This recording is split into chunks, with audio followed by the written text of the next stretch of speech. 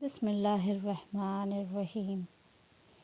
تمام خوبیاں اس اللہ کے لیے ثابت ہیں جس نے اپنے خاص بندے پر یہ کتاب نازل فرمائی اور اس میں ذرا بھی کجی نہیں رکھی، بالکل استقامت کے ساتھ موصوف بنایا تاکہ وہ ایک سخت عذاب سے جو کہ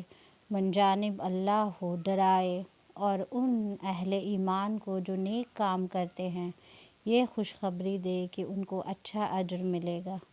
جس میں وہ ہمیشہ رہیں گے، اور تاکہ ان لوگوں کو ڈرائے جو یوں کہتے ہیں کہ نعوذ باللہ اللہ تعالیٰ اولاد رکھتا ہے،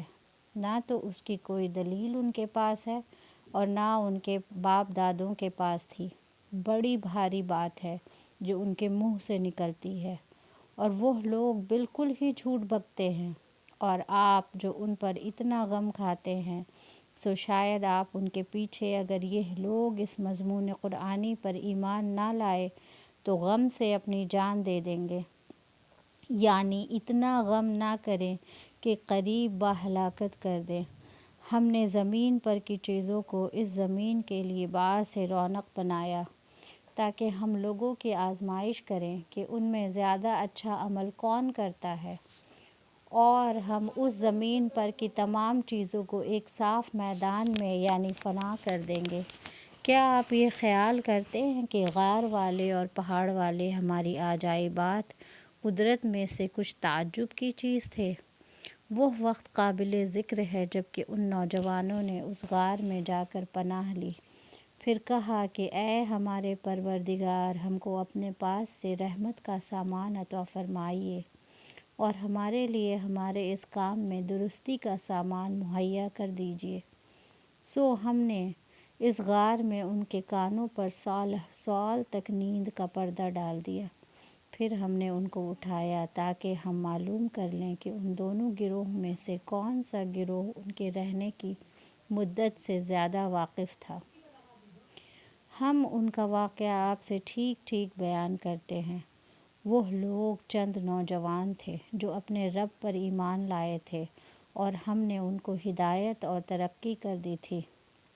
اور ہم نے ان کے دل مضبوط کر دیے، جبکہ وہ دین میں پختہ ہو کر کہنے لگے کہ ہمارا رب تو وہ ہے جو آسمانوں اور زمین کا رب ہے، ہم تو اس کو چھوڑ کر کسی معبود کی عبادت نہ کریں گے، کیونکہ اس صورت میں ہم نے یقیناً بڑی ہی بیجا بات کہی۔ یہ جو ہماری قوم ہے انہوں نے خدا کو چھوڑ کر اور معبود قرار دے رکھے ہیں، یہ لوگ ان معبودوں پر کوئی کھلی دلیل کیوں نہیں لاتے؟ تو اس شخص سے زیادہ کون غضب ڈھانے والا ہوگا جو اللہ پر جھوٹ تہمت لگا دے؟ اور جب تم ان لوگوں سے الگ ہو گئے ہو اور ان کے معبودوں سے بھی مگر اللہ سے الگ نہیں ہوئے ہو تو تم فلاں غار میں چل کر پناہ لو، تم پر تمہارا رب اپنی رحمت پھیلا دے گا اور تمہارے لیے تمہارے اس کام میں کامیابی کا سامان درست کر دے گا۔ اور اے مخاطب، جب دھوپ نکلتی ہے تو تو اس کو دیکھے گا کہ وہ ان کے غار کی داہنی جانب کو بچی رہتی ہے، اور جب چھپتی ہے تو غار کی بائیں طرف ہٹی رہتی ہے، اور وہ لوگ اس غار کے ایک فراخ موقع میں تھے۔ یہ اللہ تعالیٰ کی نشانیوں میں سے ہے۔ جس کو اللہ ہدایت دے وہی ہدایت پاتا ہے، اور جس کو وہ بے راہ کر دے تو آپ اس کے لیے کوئی مددگار بتلانے والا نہ پاویں گے۔ اور اے مخاطب، تو ان کو جاگتا ہوا خیال کرتا ہے حالانکہ وہ سوتے تھے، اور ہم ان کو کبھی داہنی طرف اور کبھی بائیں طرف کروٹ دے دیتے تھے، اور ان کا کتا دہلیز پر اپنے دونوں ہاتھ پھیلائے ہوا تھا۔ اگر تو ان کو جھانک کر دیکھتا تو ان سے پیٹھ پھیر کر بھاگ کھڑا ہوتا، اور تیرے اندر ان کی دہشت سما جاتی۔ اور اسی طرح ہم نے ان کو جگا دیا تاکہ وہ آپس میں پوچھ پاچھ کریں۔ ان میں سے ایک کہنے والے نے کہا کہ تم حالت نوم میں کس قدر رہے ہوگے؟ بعضوں نے کہا کہ غالباً 1 دن یا 1 دن سے بھی کچھ کم رہے ہوں گے۔ دوسرے بعضوں نے کہا کہ یہ تو تمہارے خدا کو ہی خبر ہے کہ تم کس قدر رہے، اب اپنے میں سے کسی کو یہ روپیہ دے کر شہر کی طرف بھیجو، پھر وہ شخص تحقیق کرے کہ کون سا کھانا حلال ہے، سو اس سے تمہارے پاس کچھ کھانا لے آوے اور سب کام خوش تدبیری سے کرے اور کسی کو تمہاری خبر نہ ہونے دے، کیونکہ اگر وہ لوگ کہیں تمہاری خبر پا جاویں گے تو تم کو یا تو پتھروں سے مار ڈالیں گے یا تم کو جبراً اپنے طریقے میں پھیر کر لیں گے، اور ایسا ہوا تو تم کو کبھی فلاح نہ ہوگی۔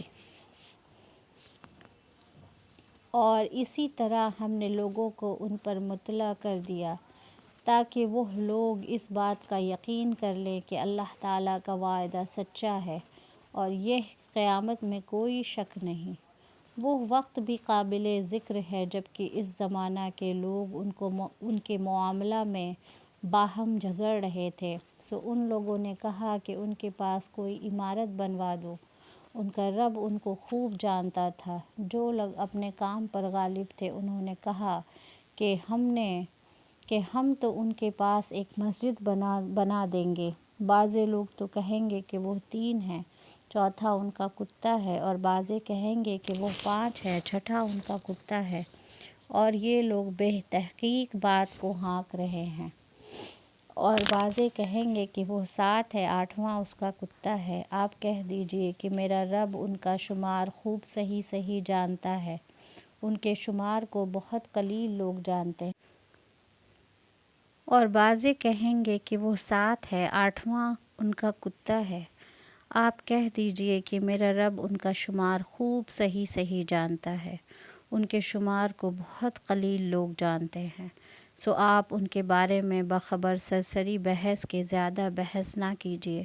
اور آپ ان کے بارے میں ان لوگوں میں سے کسی سے بھی نہ پوچھئے، اور آپ کسی کام کے نسبت یوں نہ کہا کیجئے کہ میں اس کو کل کر دوں گا، مگر خدا کے چاہنے کو ملا دیجئے، اور جب آپ بھول جاویں تو اپنے رب کا ذکر کیجئے اور کہہ دیجئے کہ مجھ کو امید ہے کہ میرا رب مجھ کو نبوت کی دلیل بننے کے اعتبار سے اس سے بھی نزدیک تر بات بتلا دے۔ اور وہ لوگ اپنے غار میں حالت خواہ میں 300 برس تک رہے اور 9 برس اوپر رہے۔ آپ کہہ دیجئے کہ خدا تعالیٰ ان کے رہنے کی مدت کو زیادہ جانتا ہے۔ تمام آسمانوں اور زمین کا علم غیب اسی کو ہے، وہ کیسا کچھ دیکھنے والا اور کیسا کچھ سننے والا ہے۔ ان کا خدا کے سوا کوئی بھی مددگار نہیں، اور نہ اللہ تعالیٰ کسی کو اپنے حکم میں شریک کرتا ہے۔ اور آپ کے پاس جو آپ کے رب کی طرف سے کتاب وحی کے ذریعے سے آئی ہے، لوگوں کے سامنے پڑھ دیا کیجئے۔ اس کی باتوں کو یعنی وعدوں کو کوئی بدل نہیں سکتا، اور آپ خدا کے سوا اور کوئی جائے پناہ نہ پاویں گے، اور آپ اپنے کو ان لوگوں کے ساتھ مقید رکھا کیجئے جو صبح و شام یعنی علی الدوام اپنے رب کی عبادت میں محض اس کی رضا جوئی کے لیے کرتے ہیں، اور دنیاوی زندگی کی رونق کے خیال سے آپ کی آنکھیں یعنی توجہات ان سے ہٹنے نہ پائیں، اور ایسے شخص کا کہنا نہ مانیے جس کے قلب کو ہم نے یاد سے غافل کر رکھا ہے اور وہ اپنی نفسانی خواہش پر چلتا ہے، اور اس کا یہ حال حد سے زیادہ گزر گیا ہے۔ اور آپ کہہ دیجئے کہ یہ دین حق تمہارے رب کی طرف سے آیا ہے، سو جس کا جی چاہے ایمان لے آوے اور جس کا جی چاہے کافر رہے۔ بے شک ہم نے ایسے ظالموں کے لیے آگ تیار کر رکھی ہے کہ اس آگ کی قناتیں ان کو گھیرے ہوں گی،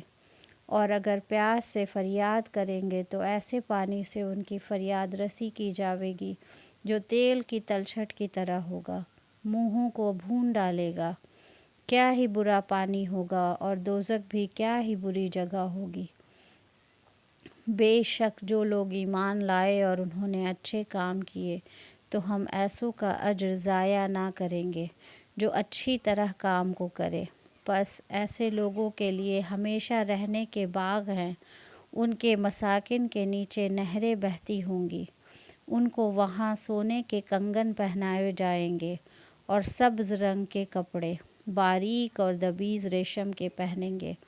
اور وہاں مسحریوں پر تکیہ لگائے بیٹھے ہوں گے۔ کیا ہی اچھا صلہ ہے اور بہشت کیا ہی اچھی جگہ ہے۔ اور آپ ان لوگوں سے 2 شخصوں کا حال بیان کیجیے۔ ان 2 شخصوں میں سے ایک کو ہم نے 2 باغ انگور کے دے رکھے تھے اور ان دونوں باغوں کا کھجور کے درختوں سے احاطہ بنا رکھا تھا، اور ان دونوں کے درمیان کھیتی بھی لگا رکھی تھی، اور دونوں باغ اپنا پورا پھل دیتے تھے اور کسی کے پھل میں ذرا بھی کمی نہ رہتی تھی، اور ان دونوں کے درمیان میں نہر چلا کرتی تھی۔ اور اس شخص کے پاس اور بھی تأمل کا سامان تھا، سو وہ ایک بار اپنے اس دوسرے ملاقاتی سے ادھر ادھر کی باتیں کرتے کرتے کہنے لگا کہ میں تجھ سے مال میں بھی زیادہ ہوں اور مجمع بھی میرا زبردست ہے۔ اور وہ اپنے اوپر جرم کفر قائم کرتا ہوا اپنے باغ میں پہنچا اور کہنے لگا کہ میرا خیال نہیں ہے کہ یہ باغ میری حیات میں کبھی بھی برباد ہو، اور میں قیامت کو نہیں خیال رکھتا کہ آوے گی، اور اگر میں اپنے رب کے پاس پہنچایا گیا تو ضرور اس باغ سے بہت زیادہ اچھی جگہ مجھ کو ملے گی۔ اس سے اس کے ملاقاتی نے، جو کہ دیندار اور غریب تھا، جواب کے طور پر کہا کہ کیا تو کفر کرتا ہے اس ذات پاک کے ساتھ جس نے تجھ کو اول مٹی سے پیدا کیا اور پھر نطفہ سے، پھر تجھ کو صحیح و سالم آدمی بنایا؟ لیکن میں تو یہ عقیدہ رکھتا ہوں کہ وہ یعنی اللہ تعالیٰ میرا رب حقیقی ہے، اور میں اس کے ساتھ کسی کو شریک نہیں ٹھہراتا۔ اور تو جس وقت اپنے باغ میں پہنچا تھا تو نے یوں نہ کہا کہ جو اللہ کو منظور ہوتا ہے وہی ہوتا ہے، اور بدون خدا کی مدد کے کسی میں کوئی قوت نہیں۔ اگر تو مجھ کو مال اور اولاد میں کمتر دیکھتا ہے تو مجھ کو وہ وقت نزدیک معلوم ہوتا ہے کہ میرا رب مجھ کو تیرے باغ سے اچھا باغ دے دے، اور اس تیرے باغ پر کوئی تقدیری آفت آسمان سے بھیج دے جس سے وہ باغ دفعتاً ایک صاف میدان ہو کر رہ جاوے، یا اس سے اس کا پانی بالکل اندر زمین میں اتر کر خشک ہو جاوے، پھر تو اس کے لانے اور نکالنے کی کوشش بھی نہ کر سکے۔ اور اس شخص کے سامان تأمل کو آفت نے آ گھیرا، پھر اس نے جو کچھ اس باغ پر خرچ کیا تھا اس پر ہاتھ ملتا رہ گیا، اور وہ باغ اپنی ٹٹیوں پر گرا ہوا پڑا تھا، اور کہنے لگا کیا خوب ہوتا کہ میں اپنے رب کے ساتھ کسی کو شریک نہ ٹھہراتا، اور اس کے پاس کوئی ایسا مجمع نہ ہوا کہ خدا کے سوا اس کی مدد کرتا، اور نہ وہ خود ہم سے بدلہ لے سکا۔ ایسے موقعوں پر مدد کرنا اللہ برحق ہی کا کام ہے، اسی کا ثواب سب سے اچھا اور اسی کا نتیجہ سب سے اچھا ہے۔ اور آپ ان لوگوں سے دنیاوی زندگی کی حالت بیان فرمائیے کہ وہ ایسی ہے جیسے آسمان سے ہم نے پانی برسایا ہو، پھر اس کے ذریعے سے زمین کے نباتات خوب گنجان ہو گئی ہوں، پھر وہ ریزہ ریزہ ہو جاوے کہ اس کو ہوا اڑا لیے پھرتی ہو۔ اور اللہ تعالیٰ ہر چیز پر پوری قدرت رکھتے ہیں۔ مال اور اولاد حیات دنیا کی ایک رونق ہے، اور جو اعمال صالحہ باقی رہنے والے ہیں وہ آپ کے رب کے نزدیک ثواب کے اعتبار سے بھی 1000 درجہ بہتر ہے، اور امید کے اعتبار سے بھی 1000 درجہ بہتر ہے۔ اور اس دن کو یاد کرنا چاہیے جس دن ہم پہاڑوں کو ہٹا دیں گے اور آپ زمین کو دیکھیں گے کہ کھلا میدان پڑا ہے، اور ہم ان سب کو جمع کر دیں گے اور ان میں سے کسی کو بھی نہ چھوڑیں گے، اور سب کے سب آپ کے رب کے روبرو برابر کھڑے کر کے پیش کیے جائیں گے۔ دیکھو آخر تم ہمارے پاس آئے بھی جیسا ہم نے تم کو پہلی بار پیدا کیا تھا، بلکہ تم یہی سمجھتے رہے کہ ہم تمہارے لیے کوئی وقت موعود نہ لائیں گے، اور نامہ اعمال رکھ دیا جائے گا تو آپ مجرموں کو دیکھیں گے کہ اس میں جو کچھ لکھا ہوگا اس سے ڈرتے ہوں گے اور کہتے ہوں گے کہ ہائے ہماری کم بختی۔ اس نامہ اعمال کی عجیب حالت ہے کہ بے قلم بند کیے ہوئے نہ کوئی چھوٹا گناہ چھوڑا اور نہ بڑا گناہ چھوڑا، اور جو کچھ انہوں نے کیا وہ سب لکھا ہوا موجود پائیں گے، اور آپ کا رب کسی پر ظلم نہ کرے گا۔ اور جب کہ ملائکہ کو ہم نے حکم دیا کہ آدم علیہ السلام کے سامنے سجدہ کرو، سو سب نے سجدہ کیا بخبر ابلیس کے وہ جنات میں سے تھا، سو اس نے اپنے رب کے حکم سے عدول کیا، سو کیا۔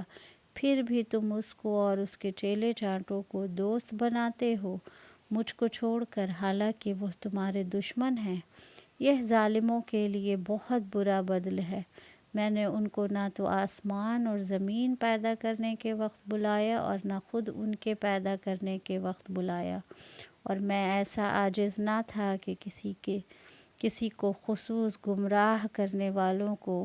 اپنا دوست و بازو بناتا۔ اور اس دن کو یاد کرو کہ حق تعالیٰ فرما دے گا کہ جن کو تم ہمارا شریک سمجھا کرتے تھے ان کو پکارو، پس وہ ان کو پکاریں گے، سو وہ ان کو جواب ہی نہ دیں گے، اور ہم ان کے درمیان میں ایک آڑ کر دیں گے۔ اور اس وقت مجرم لوگ دوزخ کو دیکھیں گے، پھر یقین کریں گے کہ وہ اس میں گرنے والے ہیں، اور اس سے کوئی بچنے کی راہ نہ پائیں گے۔ اور ہم نے اس قرآن میں لوگوں کی ہدایت کے واسطے ہر قسم کے ضروری عمدہ مضامین طرح طرح سے بیان فرمائے ہیں، اور اس پر بھی منکر آدمی جھگڑے میں سب سے بڑھ کر ہیں۔ اور وہ لوگ اور لوگوں کو بعد اس کے کہ ان کو ہدایت پہنچ چکی ایمان لانے سے اور اپنے پروردگار سے کفر وغیرہ کی مغفرت مانگنے سے اور کوئی امر مانا نہیں رہا، بخبر اس کے کہ ان کو اس کا انتظار ہو کہ اگلے لوگوں کا سا معاملہ ان کو بھی پیش آئے، یا یہ کہ عذاب الہی رو رو ان کے سامنے آ کر کھڑا ہو۔ اور رسولوں کو تو ہم صرف بشارت دینے والے اور ڈرانے والے بنا کر بھیجا کرتے ہیں، اور کافر لوگ ناحق کی باتیں پکڑ پکڑ کر جھگڑے نکالتے ہیں تاکہ اس کے ذریعے سے حق بات کو بچلا دیویں۔ اور انہوں نے میری آیتوں کو اور جس عذاب سے ان کو ڈرایا گیا تھا اس کو دل لگی بنا رکھا ہے، اور اس سے زیادہ کون ظالم ہوگا جس کو اس کے رب کی آیتوں سے نصیحت کی جاوے پھر وہ اس سے روگردانی کرے،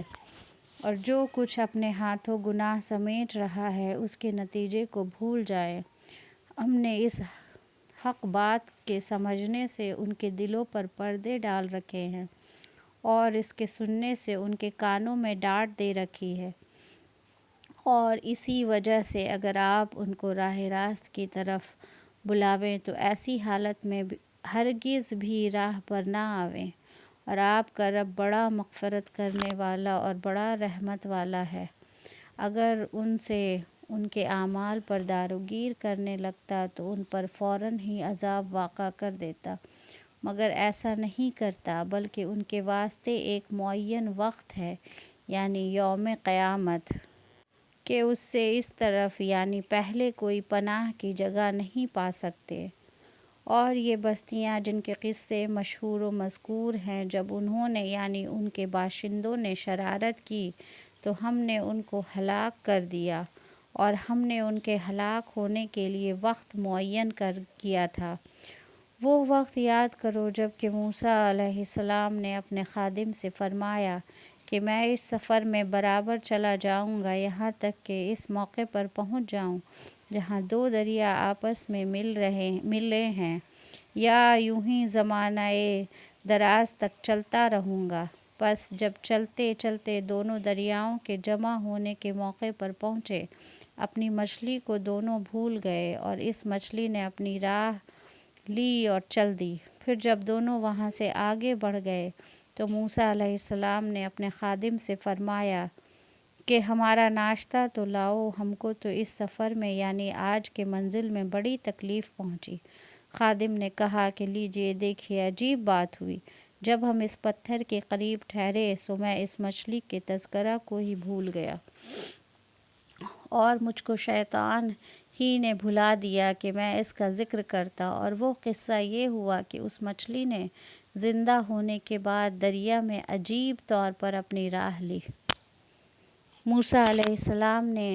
یہ حکایت سن کر فرمایا، یہی وہ موقع ہے جس کی ہم کو تلاش تھی۔ سو دونوں اپنے قدموں کے نشان دیکھتے ہوئے الٹے لوٹے۔ سو وہاں پہنچ کر انہوں نے ہمارے بندوں میں سے ایک بندے یعنی خضر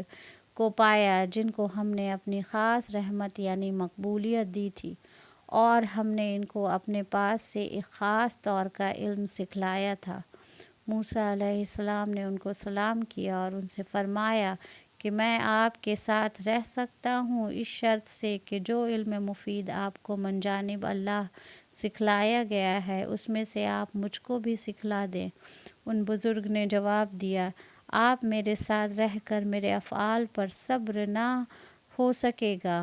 اور بھلا ایسے امور پر آپ کیسے صبر کریں گے جو آپ کے احاطۂ واقفیت سے باہر ہے۔ موسیٰ علیہ السلام نے فرمایا، انشاءاللہ آپ مجھ کو صابر یعنی ضابط پاویں گے، اور میں کسی بات میں آپ کے خلاف حکم نہ کروں گا۔ ان بزرگ نے فرمایا کہ اچھا، اگر آپ میرے ساتھ رہنا چاہتے ہیں تو اتنا خیال رہے کہ مجھ سے کسی بات کی نسبت کچھ پوچھنا نہیں جب تک کہ اس کے متعلق میں خود ہی ابتدائے ذکر نہ کر دوں۔ پھر دونوں کسی طرح چلے، یہاں تک کہ جب دونوں کشتی میں سوار ہوئے تو ان بزرگ نے اس کشتی میں چھید کر دیا۔ موسیٰ علیہ السلام نے فرمایا، کیا آپ نے اس کشتی میں اس لیے چھید کیا ہوگا کہ اس کے بیٹھنے والوں کو غرق کر دیں؟ آپ نے بڑی بھاری یعنی خطرہ کی بات کی۔ ان بزرگ نے کہا، کیا میں نے کہا نہیں تھا کہ آپ سے میرے ساتھ صبر نہ ہو سکے گا؟ موسیٰ علیہ السلام نے فرمایا کہ مجھ کو یاد نہ رہا تھا، سو آپ میری بھول چوک پر گرفت نہ کیجیے اور میرے اس معاملہ میں مجھ پر زیادہ تنگی نہ ڈالیے۔ پھر دونوں کشتی سے اتر کر آگے چلے، یہاں تک کہ جب ایک کمسن لڑکے سے ملے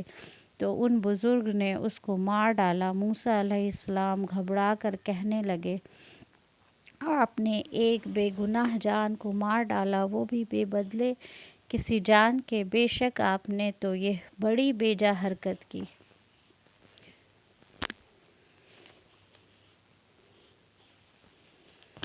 ان بزرگ نے فرمایا کہ کیا میں نے آپ سے نہیں کہا تھا کہ آپ سے میرے ساتھ صبر نہ ہو سکے گا؟ موسیٰ علیہ السلام نے فرمایا کہ خیر، اب کے بار اور جانے دیجیے، اگر اس مرتبہ کے بعد آپ سے کسی امر کے متعلق کچھ پوچھوں تو آپ مجھ کو اپنے ساتھ نہ رکھیے، بے شک آپ میری طرف سے عذر کی انتہا کو پہنچ چکے ہیں۔ پھر دونوں آگے چلے، یہاں تک کہ جب ایک گاؤں والوں پر گزر ہوا تو وہاں والوں سے کھانے کو مانگا کہ ہم مہمان ہیں، سو انہوں نے ان کی مہمانی کرنے سے انکار کر دیا۔ اتنے میں ان کو وہاں ایک دیوار ملی جو گرا ہی چاہتی تھی۔ ان بزرگ نے اس کو ہاتھ کے اشارے سے سیدھا کر دیا۔ موسیٰ علیہ السلام نے فرمایا، اگر آپ چاہتے تو اس کام پر کچھ اجرت ہی لے لیتے۔ ان بزرگ نے کہا کہ یہ وقت ہماری اور آپ کی علیحدگی کا ہے، جیسا کہ خود آپ نے شرط کی تھی۔ میں ان چیزوں کی حقیقت آپ کو بتلائے دیتا ہوں جن پر آپ سے صبر نہ ہو سکا۔ وہ جو کشتی تھی سو چند آدمیوں کی تھی جو اس کے ذریعے سے دریا میں محنت مزدوری کرتے تھے، سو میں نے چاہا کہ اس میں عیب ڈال دوں، اور وجہ اس کی یہ تھی کہ ان لوگوں سے آگے کی طرف ایک ظالم بادشاہ تھا جو ہر اچھی کشتی کو زبردستی پکڑ رہا تھا، اور رہا وہ لڑکا سو اس کے ماں باپ ایماندار تھے۔ سو ہم کو اندیشہ یعنی تحقیق ہوا کہ یہ ان دونوں پر سرکشی اور کفر کا اثر نہ ڈال دے، بس ہم کو یہ منظور ہوا کہ بجائے اس کے ان کا پروردگار ان کو ایسی اولاد دے جو پاکیزگی یعنی دین میں اس سے بہتر ہو اور ماں باپ کے ساتھ محبت کرنے میں اس سے بڑھ کر ہو۔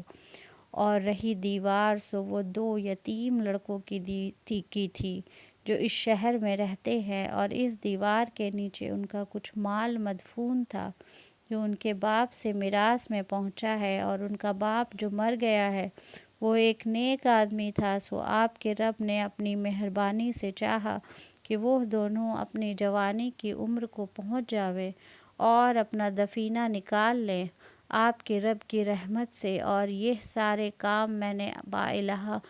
الہام الہی کیے ہیں، اور ان میں سے کوئی کام میں نے اپنی رائے سے نہیں کیا۔ لیجئے یہ ہے حقیقت ان باتوں کی جن پر آپ سے صبر نہ ہو سکا۔ اور یہ لوگ آپ سے ذوالقرنین کا حال پوچھتے ہیں،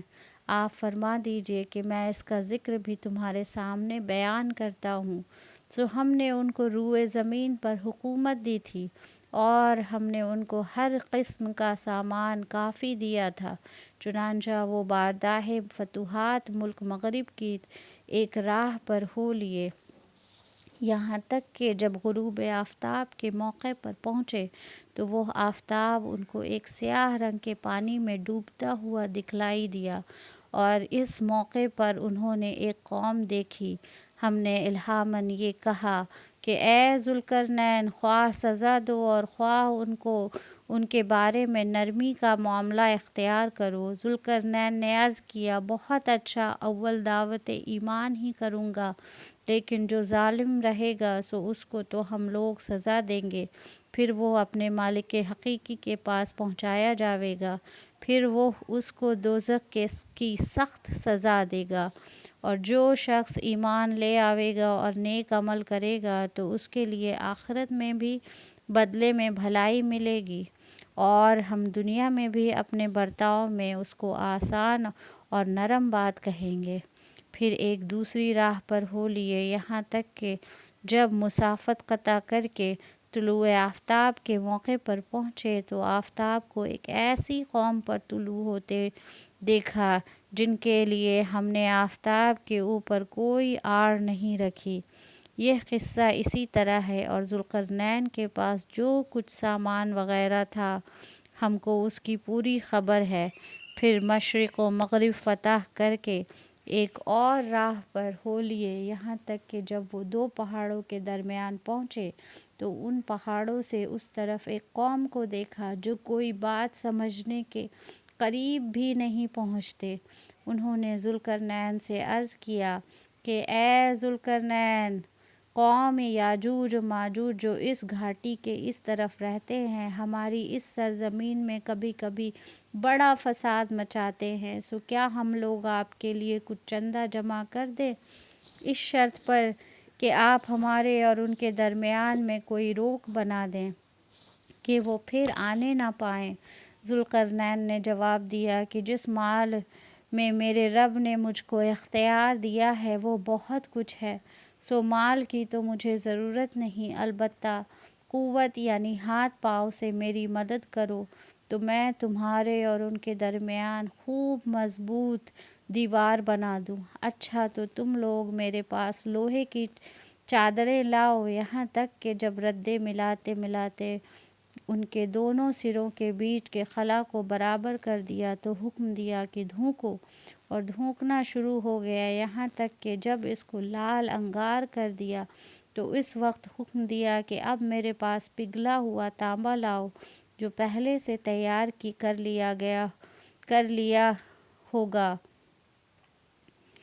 کرا لیا ہوگا، اس پر ڈال دوں، سو نہ تو وہ لوگ یعنی یاجوج و ماجوج اس پر چڑھ سکتے تھے، اور غایت استحکام کے باعث نہ اس میں نقب دے سکتے تھے۔ ذوالقرنین نے کہا کہ یہ تیاری دیوار کی میرے رب کی ایک رحمت ہے، پھر جس وقت میرے رب کا وعدہ آئے گا یعنی اس کو فناء کا وقت آئے گا تو اس کو ڈھا کر زمین کے برابر کر دے گا، اور میرے رب کا ہر وعدہ برحق ہے، اور ہم اس روز ان کی یہ حالت کریں گے کہ ایک میں ایک گڈھڑ ہو جاویں گے اور سور پھونکا جاوے گا، پھر ہم سب کو ایک ایک کر کے جمع کر لیں گے اور دوزخ کو اس روز کافروں کے سامنے پیش کر دیں گے جن کی آنکھوں پر دنیا میں ہماری یاد سے یعنی دین حق کے دیکھنے سمجھنے سے پردہ پڑا ہوا تھا اور وہ سن بھی نہ سکتے تھے۔ سو کیا پھر بھی ان کافروں کا خیال ہے کہ مجھ کو چھوڑ کر میرے بندوں کو اپنا کارساز یعنی معبود حاجت روا قرار دیں؟ ہم نے تو کافروں کی دعوت کے لیے دوزخ کو تیار کر رکھا ہے۔ آپ ان سے کہیے کہ کیا ہم تم کو ایسے لوگ بتائیں جو اعمال کے اعتبار سے بھی بالکل خسارے میں ہیں؟ وہ لوگ ہیں جن کی دنیا میں کی کرائی محنت سب گئی گزری ہوئی اور وہ بوجھائے جہل کے اسی خیال میں ہیں کہ وہ لوگ اچھا کام کر رہے ہیں۔ یہ وہ لوگ ہیں جو اپنے رب کی آیتوں کا یعنی کتب الہیہ کا اور اس سے ملنے کا یعنی قیامت کا انکار کر رہے ہیں۔ سو اس لیے ان کو سارے کام غارت ہو گئے، تو قیامت کے روز ہم ان کو نیک اعمال کا ذرا بھی وزن قائم نہ کریں گے، بلکہ ان کی سزا وہی ہوگی یعنی دوزخ، اس سبب سے کہ انہوں نے کفر کیا تھا اور یہ کہ میری آیتوں اور پیغمبروں کا مذاق بنایا تھا۔ بے شک جو لوگ ایمان لائے اور انہوں نے نیک کام کیے ان کی مہمانی کے لیے فردوس یعنی بہشت کے باغ ہوں گے جن میں وہ ہمیشہ رہیں گے، نہ ان کو کوئی نکالے گا اور نہ وہاں سے کہیں اور جانا چاہیں گے۔ آپ ان سے کہہ دیجئے کہ اگر میرے رب کی باتیں لکھنے کے لیے سمندر کا پانی روشنائی کی جگہ ہو تو میرے رب کی باتیں ختم ہونے سے پہلے سمندر ختم ہو جاوے اور باتیں احاطہ میں نہ آویں، اگرچہ اس سمندر کے مثل ایک دوسرا سمندر اس کی مدد کے لیے ہم لے آویں، اور آپ یوں بھی کہہ دیجئے کہ میں تو تم ہی جیسا بشر ہوں، میرے پاس بس یہ وحی آتی ہے کہ تمہارا معبود برحق ایک ہی معبود ہے۔ سو جو شخص اپنے رب سے ملنے کی آرزو رکھے تو نیک کام کرتا رہے اور اپنے رب کی عبادت میں کسی کو شریک نہ کرے۔